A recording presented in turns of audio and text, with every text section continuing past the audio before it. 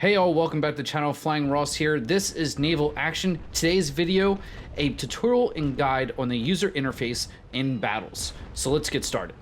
So we're going to start from the top left hand side of the screen, working in a clockwise rotation, and the first things first is your ship information. Now we blow that up here, you can see it a lot better, but the first things first is of course your player name, and as well as your acronym for your squad. The next is your ship's armor values represented with blue, and as it gets chipped away will be gray. It is your bow, your stern, your port, and starport right there. Now the leaks, numbers above the solid weight line, are leaks above your waterline, your ship's waterline. The numbers below are below the ship's waterline. The next is your rudder, your pump, and magazine. If these are yellow or red, that means that they're damaged or broken and need to be repaired. Very key things to remember.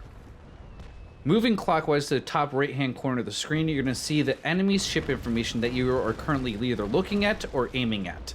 The top is the player's name. This player is Blood. A little bit blurry. Now moving down to the bottom is the ship information with their armor represented by blue, and it disappears as you hit it. The next is very important to know is ports. The two numbers here, 0 and 4, means that 0 cannons are loaded on the left hand side of the ship and 4 cannons are loaded on the right hand side of the ship. Very important to know when they actually had that broadside loaded. The next is sails. If you're trying to use chain shot to take someone's sails out, you want to actually know what's hitting, and that percentage should go down. This will slow them down and make it easier for you to board them and harder for them to maneuver. The next is crew. Crew will affect the reload rate of cannons, and also will make it substantially easier for you to board and capture a ship. So if you want to chip them down, use some grape shot and get that crew down. Moving down to the bottom right hand corner is your mini map or radar. It shows the location of your ship and enemy ships and friendly ships relative to you. It will show where they're pointing and how they're facing. This is not a full map, it's just the extreme proximity around your ship. Moving to the bottom right hand side of your screen is your ship's actions. The numbers 5 through 9 activate these said actions, and we're going to go through them now. Number 5 is your repair. When you press it, it will bring up 1 of 3 options: repair your hull, your sails, or an emergency repair. Number 6 is sailing, and quite literally just makes you better at sailing. Helps you go faster and turn better. Number 7 is gunnery. It helps to control your reload, it makes it faster, as well as narrows the arc of your guns. Number 8, survival, will plug those leaks as well as bail out the water and get it out of your ship.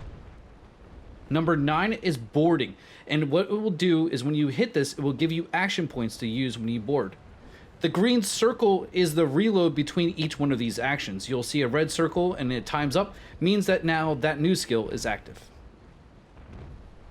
On the bottom center of your screen is a representation of your cannons. It will have a number to indicate how many cannons you have on each side. If you have multiple decks, there will be multiple different circles, as well as it will tell you what kind of ammunition is loaded, either ball, chain, or grape. As well, you can see there's a reload timer by a white circle that gets filled. Once they're all filled, your cannons are loaded and ready to fire. Moving clockwise, you'll see numbers 1 through 4. Numbers 1 through 4 represent your left, right, forward, and aft cannons. Selecting any one of these numbers, like number 1 for left ammo, will give you an opportunity to choose 3 different ammunition types, either ball shot, chain shot, or grape shot. Ball is meant to do damage to the armor, chain shot is meant to do damage to the sails, and grape shot is meant to do damage to the crew. So let's get to R and V, and I'm going to try to explain this to the best of my knowledge of what I know so far, and I could be wrong, but this is what I understand it to be right now. R, let's go over that. There's 4 different options. There's unlocked sector focus 100 meters and 250 meters, unlocked sector focus auto, and then there's locked sector focus auto. Okay, so what that means is unlocked sector focus means that your cannons, each one independently, can move in a different direction to try to converge on one central point. So if you're aiming at 250 meters, technically all the cannons should try to hit that same exact point. A locked sector focus means that they're all just going to point in one general direction. They're not going to converge at anything. They're not zeroed. They're just going to kind of point straight and hit a target in a straight line, and each one will hit a different part of the ship. So that's the best of my knowledge so far, and I hope that can explain that part. Okay, so now that R is out of the way, let's talk about V. This rolling front fire mode, rolling rear fire mode, as well as random fire mode. What this is talking about is the sequence that your cannons will fire in. Rolling front, for example, will fire the cannon that's closer to your bow, number 1 cannon, fire that first, and then in sequence to the rear or to the stern. Rolling rear fire will do quite literally the opposite. The cannon that's closer to your stern will fire first, and in sequence fire towards the bow. Now, what random does is fires them in just a random order.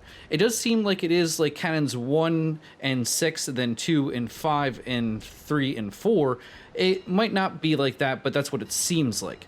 But that's what rolling front and rolling rear do. Now, what rolling rear could be used for is like a ship that's coming up from your rear and will pass you. You would want the cannon in the rear firing first, and then as it passes you, all the cannons then in sequence closer to your bow would fire, and then thus, in theory, you would land more shots. So that's what you want to think about with the tactics, at least with the rolling front or rolling rear options. So the last part of the actual UI interface is the bottom left-hand corner, and there's a lot of info here, so let's dive into it. The first part is skipper auto or skipper manual on the top part. Now, skipper manual means that you're manually moving your sails with either Q and E, A and D, or Z and C. Skipper auto means that you hit F and you let the computer do it, and that's how I'm doing it for right now. The next info is crew. That's how many crew you have for right now. I have 42 right now. The one below that is sales, means that 100%. I'm at 100% sales. That's great. Now, what the next one is full, and that's going to take a little bit more to explain.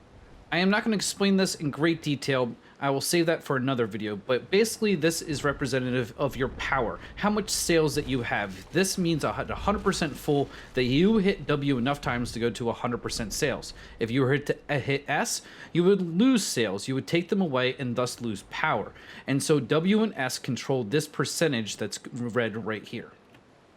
Moving down, this is your speed. I'm doing 11.5 knots here, and it is in knots. Opposite that is your rudder, and this is represented by a thin white line with a vertical thick white bar, and that is your rudder location. You can either have it to the left, the right, or center. This white arrow and gray bar is representing the wind direction. So the wind is blowing to the west at about 260 degrees. Now the green arrow is pointing towards a thin orange line. That orange line is representing your mast. If you have multiple masts, you'll have multiple thin lines. Now this is very important for you to know if you're going to try to manually sail your ship. Now, when you see blue inside the circle, what that means is that your ship is taking on water. You'll have to either hit 8 for survival to pump it out, or eventually it's going to fill up your ship and you will sink due to flooding. Inside the circle, you'll see a number 3 with a degree sign. What this number represents is what's called heel. So right now I'm leaning to the left by 3 degrees. Now if it was -3, that means I would be leaning to the right by 3 degrees. So that was the last thing of the actual battle user interface to actually go over.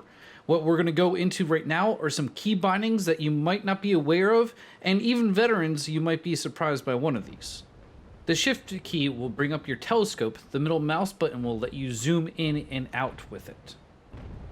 Holding down control and right clicking on an enemy ship or friendly will tell you what ship it is. This one was a Lynx. Holding down the tab key will bring up the player list that's currently in the battle, so you can see who's friendly and foe, as well as who is alive and who is dead. In a battle, you can use the M key to bring up a map of the battlefield, showing where friends and foes are located, where they have died, and an infographic displaying the health of different ships across the battlefield. The last thing I think everybody should know about is the depower function, which is controlled with the key binding T. What this allows you to do is to depower your sails by taking the wind out of them, without actually lowering your sails. This gives you the ability to maybe aim your guns a little bit better because you're going slower, or like here, slow down just a bit so you can get behind your enemy. I hope this guide on the battle interface has helped you out to some degree. Now, I tried to jam-pack a lot of information in the shortest amount of time possible, and so I'm positive that I've missed something.